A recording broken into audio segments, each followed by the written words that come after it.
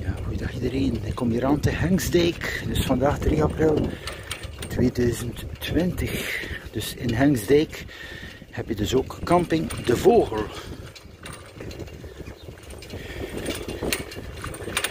Ja, en aansluitend daar de Vogelweg.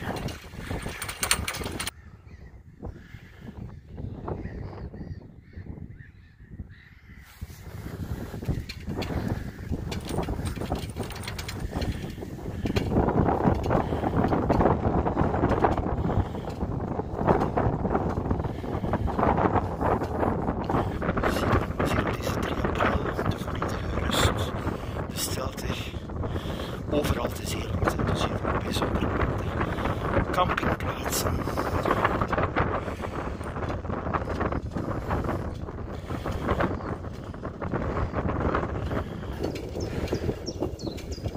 Hier nog een mooi zicht, dus de linkerkant die er dus vroeger was.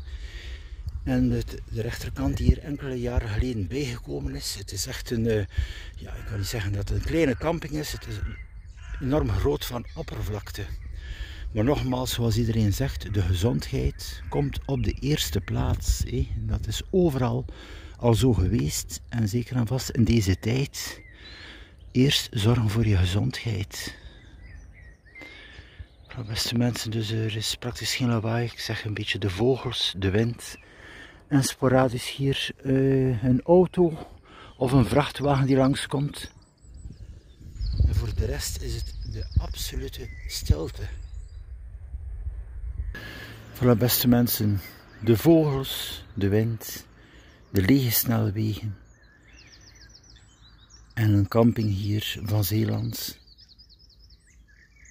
in de volledige rust. Ik nog even het moment van het geluid van de vogels.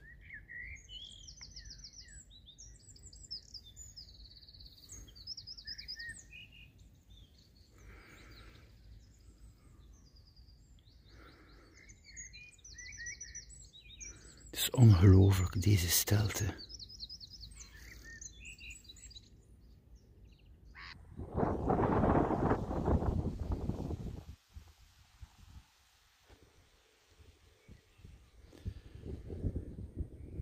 Mevrouw, beste mensen, was het hier even de korte reportage aan de camping De Vogel, de Hengsdijk, Zeeland, Nederland op deze 3 april 2020.